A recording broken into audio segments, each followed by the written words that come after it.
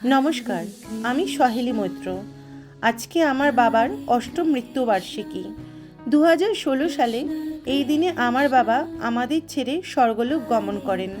আজকে তার আত্মাকে শ্রদ্ধা জানিয়ে প্রকৃত কিছু অসহায় দুস্থ মানুষদের কম্বল এবং খাবার তাদের হাতে তুলে দিলাম।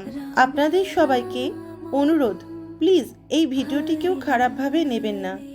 ভিডিওটি পোস্ট করবার মানে কোনো রকমভাবে লোক দেখানো নয়। আমরা অনেক সময় অনেক কিছু দেখে অনুপ্রেরণা পাই।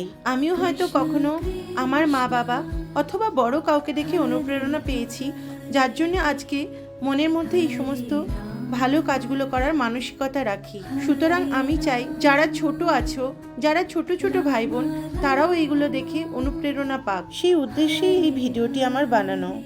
আশা করি ভবিষ্যতে যেন এরকম ভালো কাজ আরো অনেকবার করতে পারি। আপনারা সবাই ভালোবাসা দিয়ে পাশে থাকবেন, আর আপনারাও ভালো থাকবেন।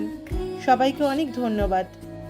হরে হরে হরে রাম হরে রাম